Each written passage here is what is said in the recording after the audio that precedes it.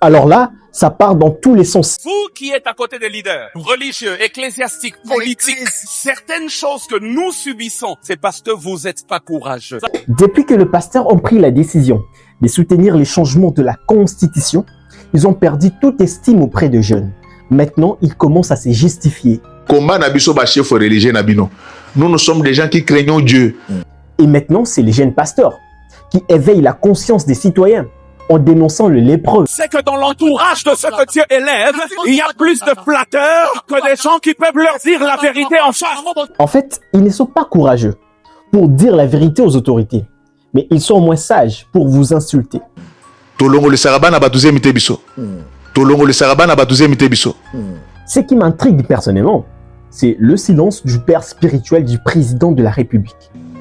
Allez jusqu'où vous pouvez aller.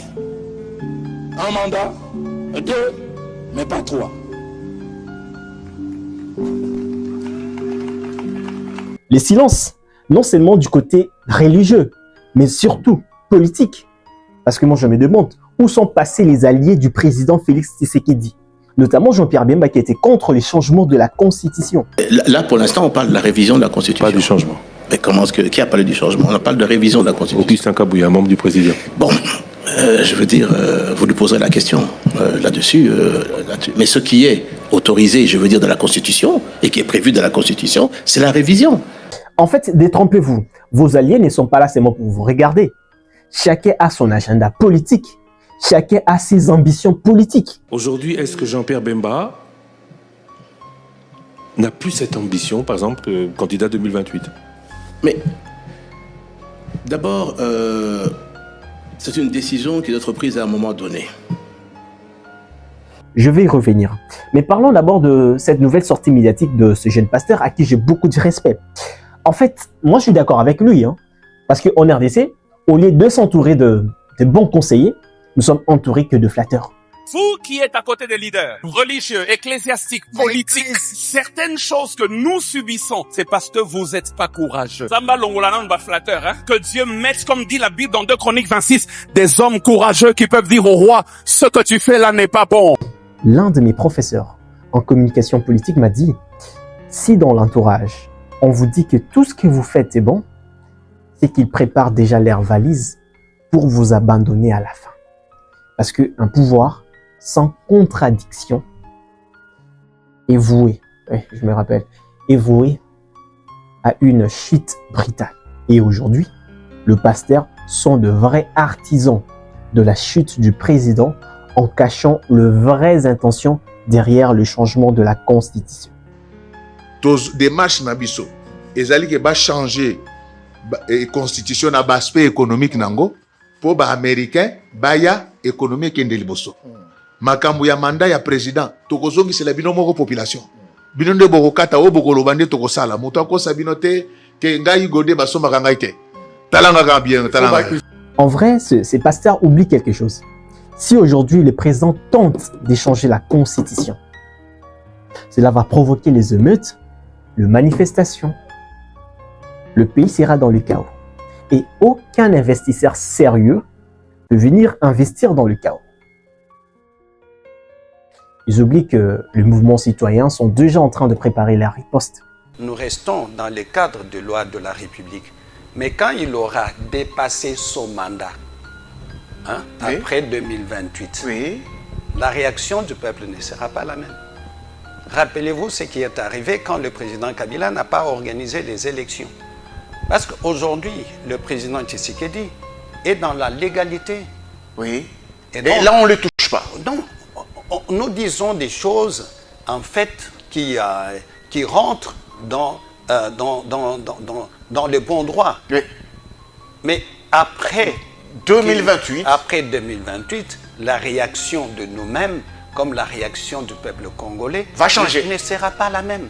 Et c'est sur base de cette réaction qu'il n'y aura pas de troisième mandat.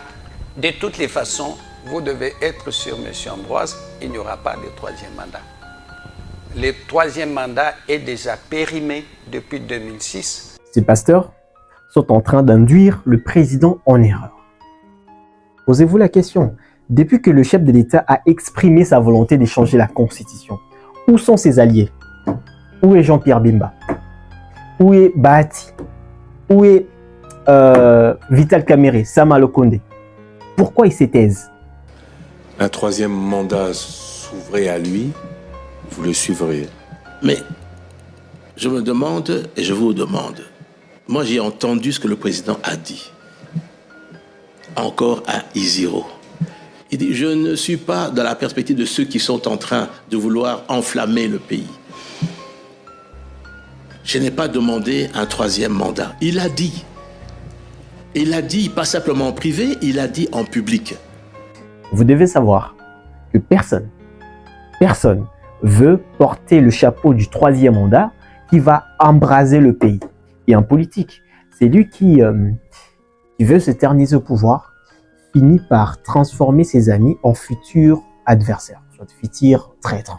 Et ceux qui travaillent eux-mêmes, ils savent que ce n'est pas quelque chose qui va passer facilement d'abord au sein de l'union sacrée. Oui, on accepte que le président se retrouve seul avec le flatteur de ses gonzones, pendant que ses alliés préparent déjà l'après-Tshisekedi. En silence, si on peut dire, parce que jusque-là, personne n'a pu paiement. Personne.